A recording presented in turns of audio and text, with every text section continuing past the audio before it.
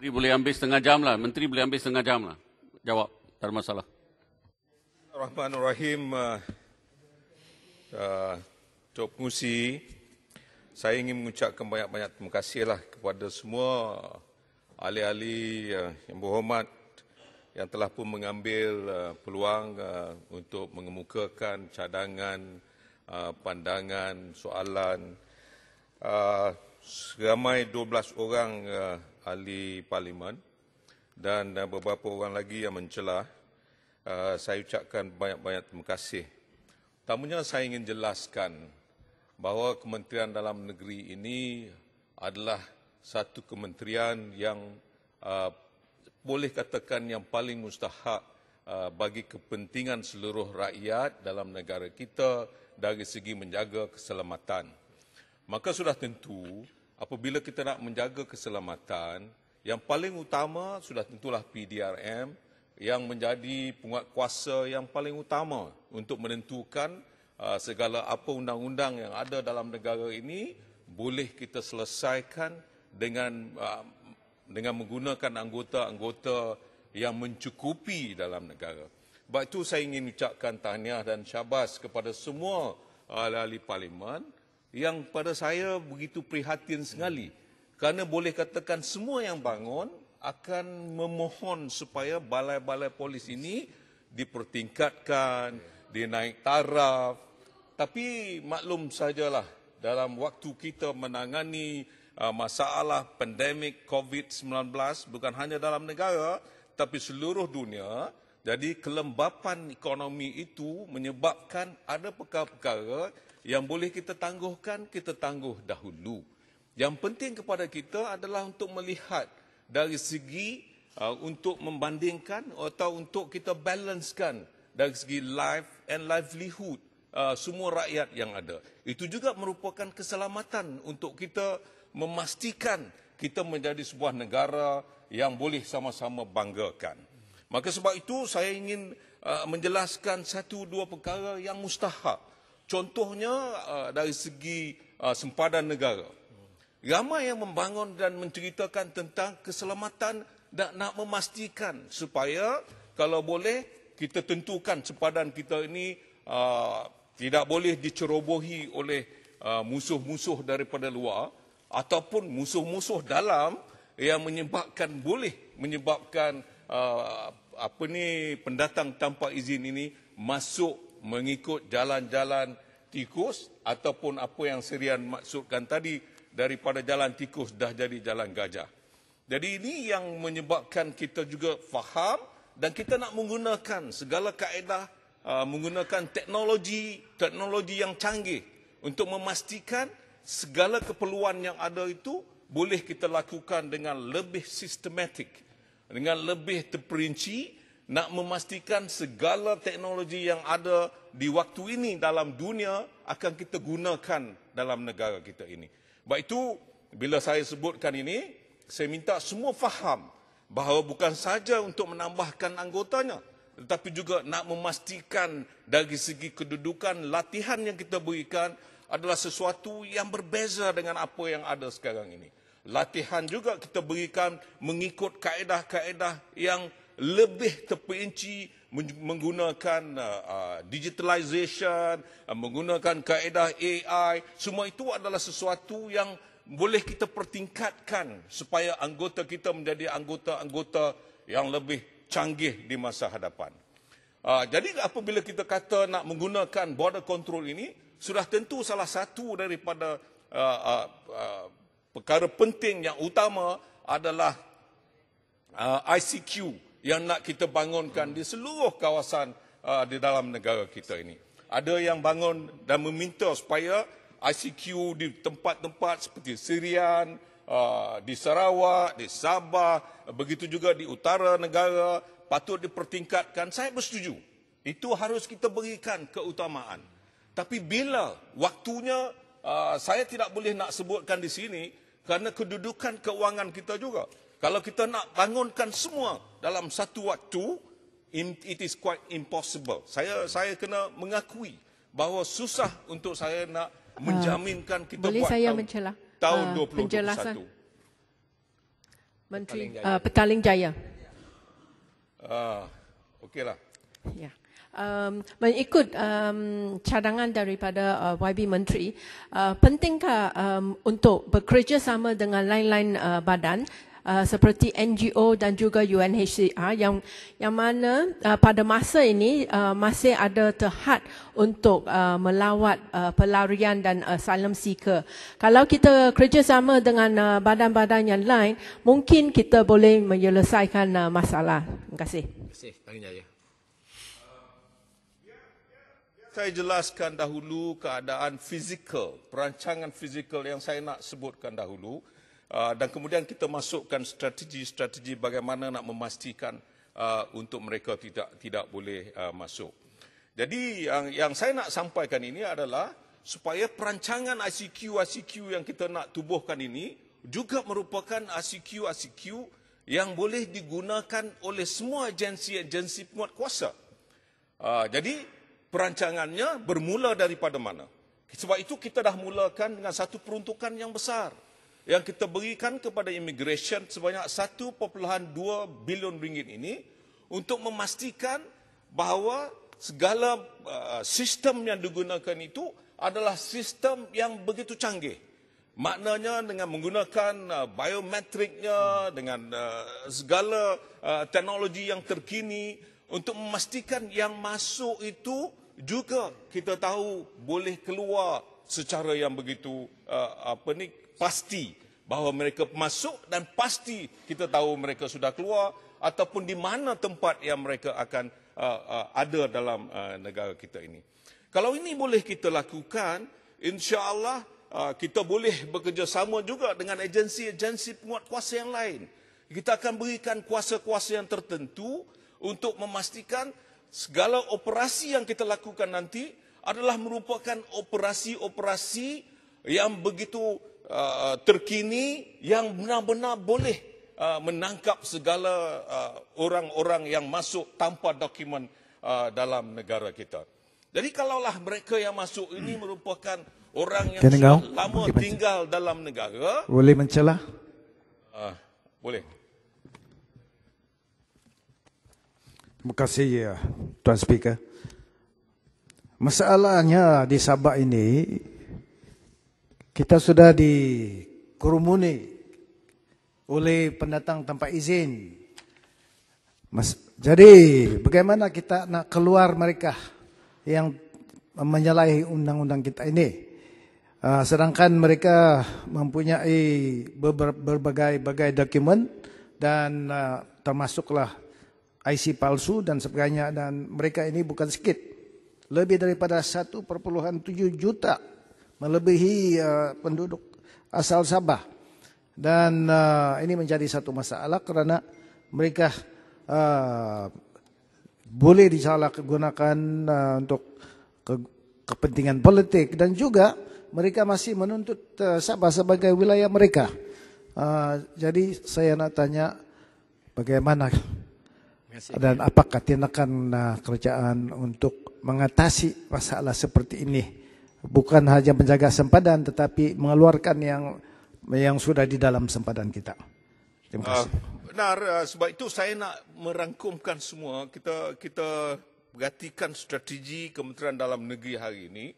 Jadi kalau kita dah tahu dengan sistem-sistem yang ada di segala ICQ tersebut, jadi buat masa hadapan susahlah mereka untuk masuk ke negara kita dengan segala perancangan yang begitu canggih yang akan kita kemukakan.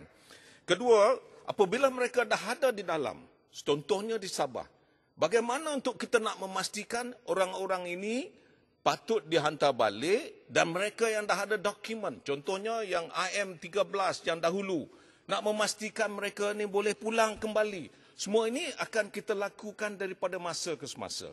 Kita dah tubuhkan jawatankuasa di antara kerajaan pusat dan kerajaan negeri Sabah. Kita akan duduk bersekali dengan mereka, bincang isu ini, yang patut kita hantar balik, kita akan hantar balik dengan secepat mungkin. Mereka yang masih lagi seperti apa yang Keningau maklumkan kepada kita, tanpa izin, dah mungkin ramai, dah melebihi 1 juta. Saya tak tahu. Itu hanya yang dibangkitkan oleh Keningau. Jumlah yang sebenarnya mengikut pendaftaran IM13 dan juga banci-banci dan semua dokumen yang telah pun ada hanya lebih kurang tak sampai 200,000. Tapi walau bagaimanapun kita mesti memahami hakikatnya mereka sudah ramai yang tinggal di sini. Saya setuju sudah ada orang yang mengakui bahawa mereka berhak menjadi warga negeri Sabah. Maka ini semua adalah sesuatu strategi masa hadapan yang sepatutnya tidak menjadi political issue. Ia menjadikan sesuatu kepentingan untuk kita bersama yang patut kita selesaikan daripada masa ke semasa. Jadi, apa strateginya? Kita nak menggunakan Jabatan Pendaftaran Negara. Jabatan Pendaftaran Negara yang ada hari ini, semua di kalangan kita ini ada IC. IC yang sah. IC yang telah pun digunakan pakai seberapa lama hari ini. Kita gunakan ini semua IC untuk menentukan bahawa rakyat yang ada ni ada IC. Tapi bagaimana nak memahami bahawa IC ini apakah sah ataupun yang fake, yang palsu? Bagaimana kita nak memastikan? Jadi saya dah bagi tahu dan maklumkan tadi. Kita menggunakan teknologi yang lebih canggih. Dengan menggunakan digital ID contohnya. Di masa hadapan, semua rakyat, semua orang yang duduk di Malaysia mesti menggunakan kaedah digital ID. Digital ID ini akan membezakan di antara mereka yang menggunakan IC yang sah ataupun mereka yang menggunakan fake IC. Di sinilah akan dapat kepastian nanti kita akan bezakan di antara mereka yang menggunakan dokumen yang sah dengan mereka yang tidak ada dokumen, dengan mereka yang benar-benar dapat kita pastikan melakukan kesalahan dengan bekerjasama dengan pegawai-pegawai kita. Contohnya yang baru-baru ini, sebagai contoh, saya juga faham bahawa immigration ada pegawai-pegawai anggota kita yang kita tangkap kerana rasuah. Apa sebabnya ini berlaku? Kita juga kena memahami bahawa kedudukan mereka yang mungkin kerana mula-mula mereka tidak mahu lakukannya. Tetapi oleh kerana selepas kesesakan kehidupan, akhirnya bertambah daripada masa ke semasa. Yang Berhormat Menteri Cameron Highland ingin mencelah. Ini menyebabkan mereka melakukan... Cameron Highland ingin mencelah. Oh, Cameron Highland, okey. Siri Sepanggar. Yang Berhormat Menteri, Yang Berhormat Menteri ada berkata tentang rasuah dan sebagainya. Ada tak atau tidak Menteri memahami kadang tekanan hidup ini menyebabkan mereka mungkin melakukan perkara tersebut. Seumpamanya untuk makluman Menteri, dalam perkhidmatan PDRM ini, khususnya regular, terdapat 3 kategori yang berkhidmat dalam PDRM. 1 regular, 1 peringkat polis sokongan, lagi 1 adalah servis perkhidmatan orang asli. Untuk makluman Menteri, bagi sokongan dan yang berkhidmat dalam skim orang asli, gaji mereka dah lebih kurang. Jadi imbuhan itu tak siapa. Saya mohon jika dapat dikaji semula, ya, mereka agar semua ini diserapkan dengan tangga gaji yang sama. Ya. Seumpamanya, ya, kalau kita lihat skim orang asli ini, gaji asasnya ada lebih murah, lebih rendah. Skim sokongan ada lebih murah. Untuk makluman Menteri dan rakyat Malaysia, peluru yang ditembak oleh penjenayah tidak akan menentu, oh awak kelulusan apa? Oh awak peluru akan menembus mereka yang kelulusan lebih rendah. Jadi tanggungjawab ini perlu dilihat dan perlu imbuhan asas ini diberi sama rata mengikut kategori-kategori mereka. Constable, semuanya constable. Semuanya saja. Tahniah Cameron Highland. Saya bersetuju bahawa saya baru nak masuk tadi. Saya kata inilah kerana tekanan hidup. Saya faham dan saya sedar. Sebab itu saya dah bincang. Saya sebagai pengurusi SPP juga telah pun nak menentukan bahawa kaedah-kaedah untuk memberikan sesuatu yang lebih baik kepada seluruh anggota kita yang sekarang ini berkhidmat dengan kita. Begitu juga minta peluang Menteri. Menteri. Untuk tanya dengan isu-isu spesifik yang telah pun dibangkitkan, Menteri membuat pengumuman secara general Tapi boleh kita dapat jawapan secara spesifik seperti soalan saya berkenaan Zakir Naik, terrorist attack di ancaman di India dan sebagainya yang telah pun dibangkitkan. Tunggu. Tadi adakah ini boleh dijawab oleh boleh. pihak Sabar Menteri? je. Terima kasih. Sempat saya minta sebelum semua- ke isu lain yang berhormat minta ini isu Sabah tadi disebut oleh Keningau. So saya ingin buat tambahan. Di Sabah ini sebagaimana yang berhormat Menteri sedia maklum, kita ada 3 uncoordinated document di negeri Sabah. So apakah rancangan Kementerian Dalam Negeri untuk mengkoordinasikan 3 dokumen ini, sebab saya tahu ini di antara perkara yang menjadi asas sukarnya pihak penguasa membuat penguatkuasaan di negeri Sabah. So apa rancangan Kementerian Dalam Negeri dalam isu ini? Terima kasih. Sebab itu saya dah menjawab tadi bahawa kita kena ada strategi nak tengok, nak merangkumkan semua dan akhirnya menggunakan ID tadi. Akhirnya kita tahu mereka yang ada dokumen dengan tidak ada dokumen. Itu adalah sesuatu strategi yang ingin kita lakukan. Kepada jawapan Perlu semua saya bagi, yang spesifik yang telah pun dibangkit. Perlu saya bagi berapa? 10 minit ke? 10 minit. Boleh? 10 minit ni. Kepada soalan-soalan spesifik yang dibangkitkan, saya nak jelaskan beberapa isu yang mungkin sempat saya jawab di sini. Isu adib sebagai contoh. Isu adib ini adalah isu yang telah pun memakan masa yang agak panjang. Dan saya pun telah jelaskan dalam Dewan ini bahawa beberapa orang telah pun ditangkap dan akan kita bawa mereka ke pihak mahkamah untuk menentukan, mahkamah yang akan menentukan kesalahan mereka. Yang bagi kedudukan sama ada penyebab sehingga kematian Allahyarham itu akan tidak lama lagi kita maklumkan kepada semua apabila segala siasatan telah pun selesai. Bagi masalah Hormat Menteri, Berapa lama lagi kes isu tu nak adik, selesai siasatan? saya minta peluang Hormat Menteri. Yang Hormat saya- sudi jawab. Jadi saya terpanggil untuk respon. Ketika kita menjadi kerajaan, Yang Berhormat Rantau Panjang, Yang Berhormat Pasir Mas, tak tahu dia dah gaib hari ini, telah membangkitkan perkara ini berulang kali dan membuat tomahan-tomahan. Kononnya kita, Pakatan Harapan, tidak menunjukkan inisiatif untuk menyiasat dan menuduh suspek-suspek yang terlibat.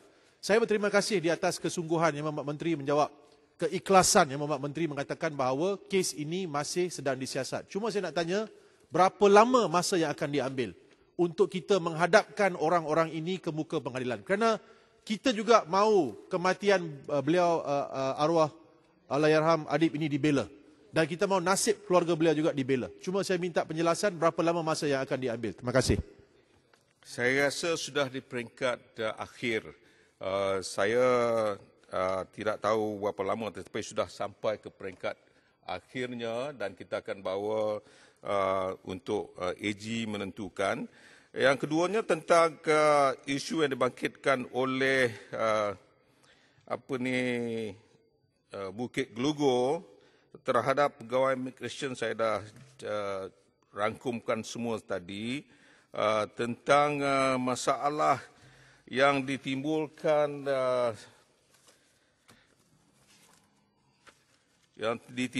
oleh Tasik Gelugor, iaitu sama ada perkara yang telah pun keluar dalam laporan di India, The Times of India itu akan ada sesuatu yang kita ambil tindakan.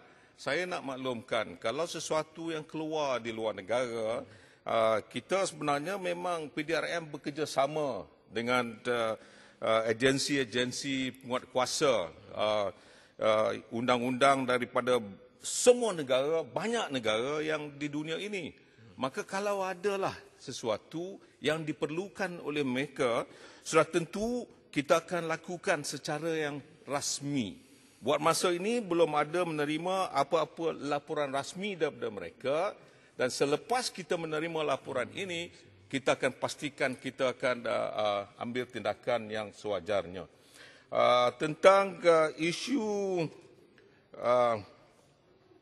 Yang Pak Menteri, National Task Force. body worn camera. Body worn camera ini sebenarnya ada. Kita telah pun ada dalam bajet kita pada tahun ini. Kalau tak silap saya lebih kurang 30 juta ringgit dan akan kita buat secara tender. Itu akan kita lihat semula.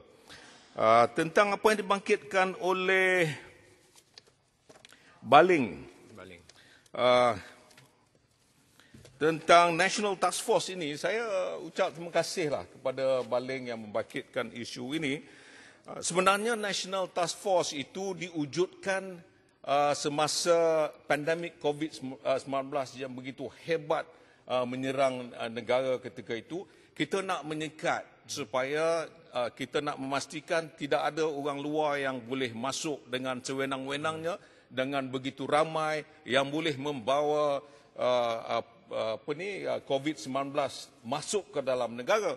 Maka sebab itu kita lakukan dengan kerjasama ATM, APMM dan NTF ini hanya semata-mata waktu menangani pandemik COVID-19. Selepas itu kita mungkin akan bekerjasama mengikut kaedah yang lain kerana yang pastinya border control atau agensi keselamatan sempadan adalah di bawah tanggungjawab PDRM. Kita ada AXIM yang mana Kabinet telah pun bersetuju untuk AXIM itu diletakkan di bawah KDN, Kementerian Dalam Negeri, dan kita akan memastikan bahawa AXIM ini juga duduk di bawah PDRM untuk menggunakan anggota-anggota yang sedia terlatih untuk memastikan juga dapat kita menangani masalah border control yang telah pun saya sebutkan tadi secara perancangan yang lebih hebat. Kita berikan latihan untuk menggunakan teknologi-teknologi yang lebih canggih di masa hadapan. Mohon Menteri. Ya, jempol. Datuk Ketua, saya mencelah libaran. Bagi jempol dulu. Boleh. Saya telah membangkitkan isu kejap. Saya telah membangkitkan tadi kekurangan anggota dalam perbahasan tadi di Jempol dan juga Pondok Polis, Balai Polis yang daif. Jadi mohon Menteri untuk jawapan tersebut kerana ianya menjadi isu besar di kawasan kerana kuartus-kuartus tak layak diduduki. Malah Pondok Polis pun dah tutup. Jadi apakah tindakan kementerian terhadap isu tersebut? Terima kasih Jempol. Terima kasih Datuk yang dipengurusi libaran ya. Terima kasih. Saya ingin mencelah sedikit, iaitu merujuk kepada butir 030100 pendaftaran negara Kementerian Dalam Negeri. Malaysia telah pun berada dalam tahun 2020 tetapi masih terdapat kes warga negara Malaysia yang telah berusia tetapi masih belum juga memiliki dokumen kelahiran. Mengapa Jabatan Pendaftaran Negara tidak mengambil satu pendekatan supaya semua kelahiran yang berlaku di Malaysia ini didaftarkan dalam tempoh yang ditetapkan dan bukannya mengambil masa yang terlalu lama sehingga individu tersebut berumur puluhan tahun. Soalan saya, apakah cara yang paling sesuai untuk memastikan bahawa semua warga negara yang mendaftar kelahiran dalam tempoh masa yang lebih pendek bagi mengelakkan pendaftaran lewat ini berlaku kepada warga negara ini, kepada individu ini. Menteri, terima kasih. Menteri, teruskan dengan kelahiran. Padang Serai. Terima kasih Libaran. Okay.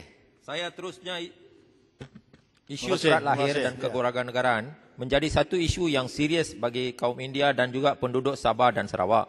Soalan saya, pekerja asing yang datang ke negara kita boleh mendapat kerja tetapi yang lahir di negara ini tidak mempunyai dokumen yang sah untuk bekerja di negara ini. Seolah-olah kera di hutan disusukan tetapi anak sendiri mati kelaparan. Saya berharap Menteri yang berkenan dapat menyelesaikan masalah ini tersebut dengan penuh hemah. Terima kasih Menteri. Terima kasih. Sikit Menteri. Menteri. Ya, Menteri. Ya, saya nak minta sikit Menteri. Pertama Jempol tadi saya nak boleh sikit je. Boleh. Sahabat sini yang jenayah Allah baru ni, jenayah saber. Harap-harap kali ni taklah saya macam dulu juga. Bangun kata nak bagi bertulis, tak ada juga. Hari ni tolong jawablah. Kena tolong jawapan bertulis juga. Menteri Wanita saya Menteri. kena minta maaf lah kalau apa yang saya dah sebut awal masa peringkat dasar itu belum dapat lagi jawapannya. Saya minta maaf Tanjung Karang. Akan kita berikan jawapan terus kepada Tanjung Karang. Saya minta pegawai-pegawai saya yang mendengar ni supaya memberikan jawapan dengan secepat mungkin. Tanjung Karang pada hari Khamis, kita akhirnya hari Rabu, hari Rabu atau hari Khamis? Hari Khamis. Pada hari Khamis kurang-kurangnya ada jawapan akan kita berikan kepada Tanjung Karang. Itu jadi tak payah bangkit lah nak jolok saya 2-3 kali ni. Menteri. Kedua, tentang kelibaran, tentang pendaftaran warga negara. Ada juga tadi yang dibangkitkan oleh rakan-rakan tentang warga negara ni. Nanti saya jawab warga negara sekejap. Terima kasih. Ya. Janji ya Menteri.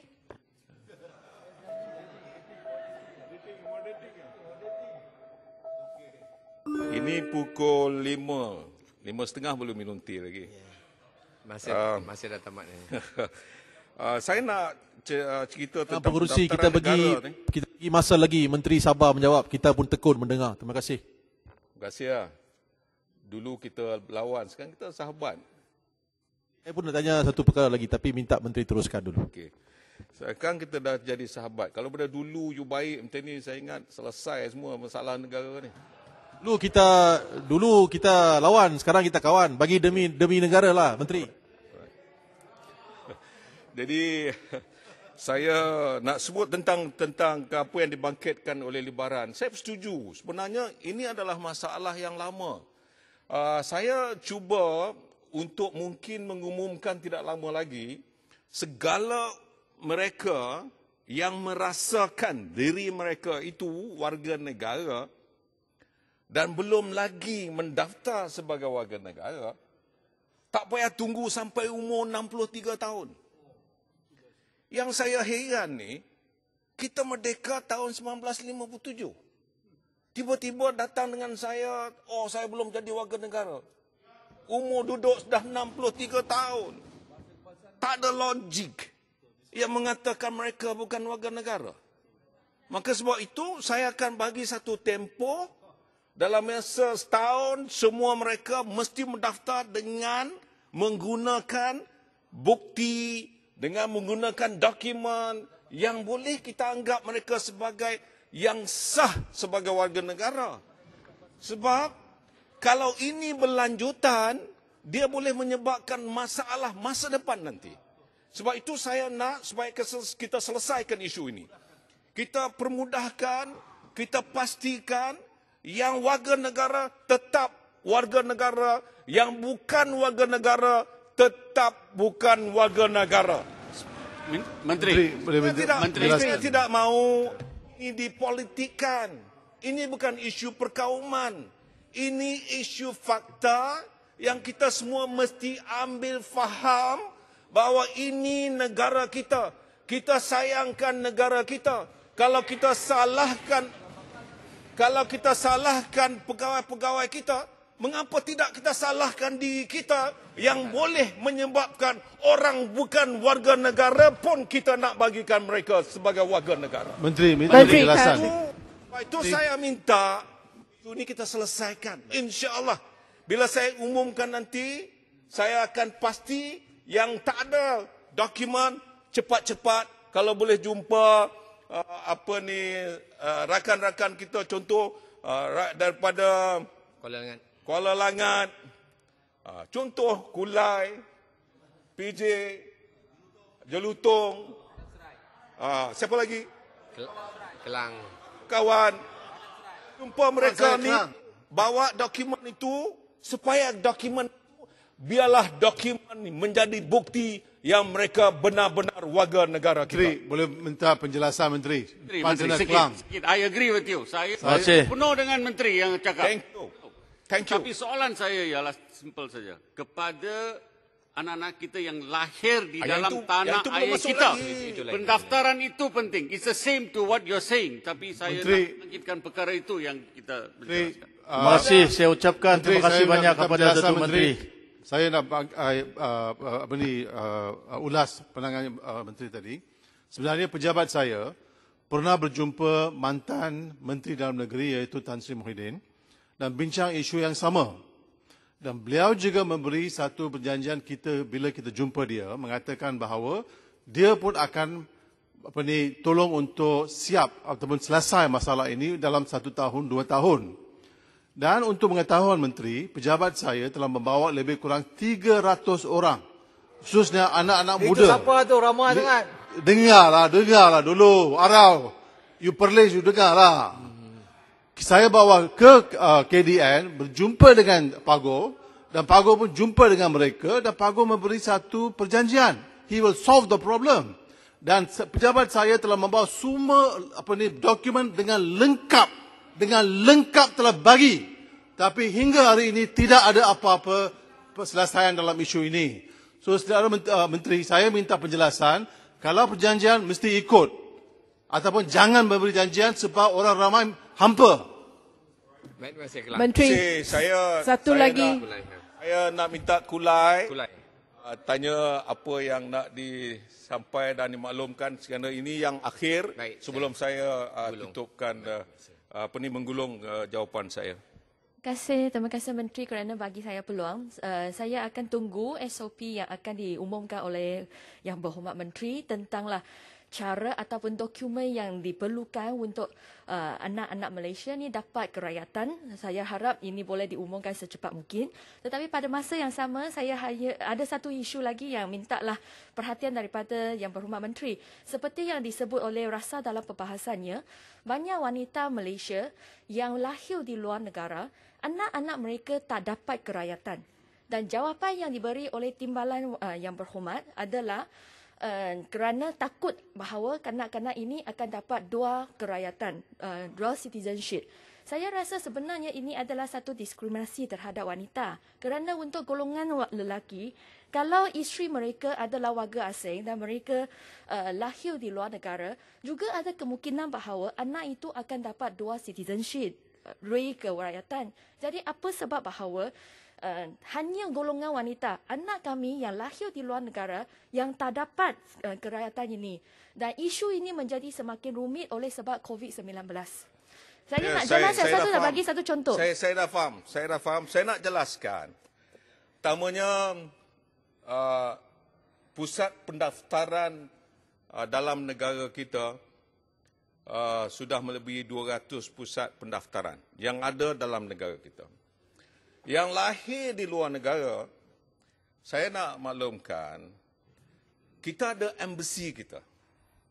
Kalau mereka dilahirkan di luar negara, ibu mereka adalah daripada kerakyatan Malaysia, selalunya anak itu didaftarkan mengikut bapanya.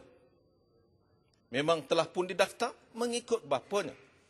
Tetapi itu tidak menyebabkan anak itu tidak boleh menjadi warga negara. Dia juga boleh memaklumkan kepada embassy kita untuk didaftar dan dibawa kepada kita sehingga sampai umur 21 tahun, dia boleh decide dia nak jadi warga negara Malaysia atau nak ikut bapa dia. Saya faham dan saya sedar mengapa tidak dilakukan secara automatik. Kerana dalam negara kita ini, kita tidak boleh menerima dual citizenship.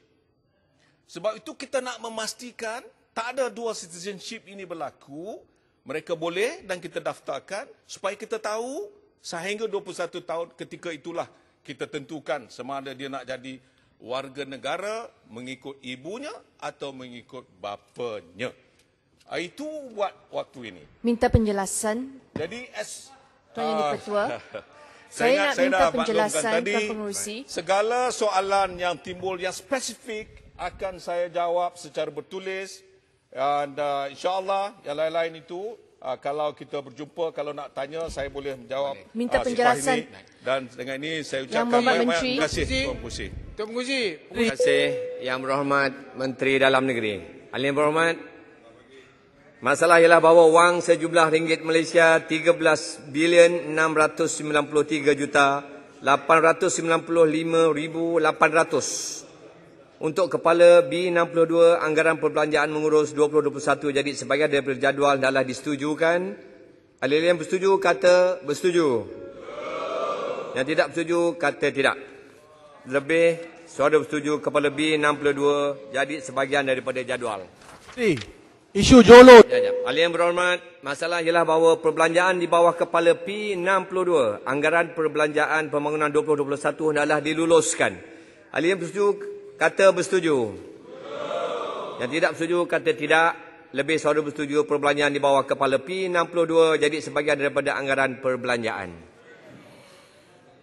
Majlis bersidang semula sebagai majlis mesyuarat.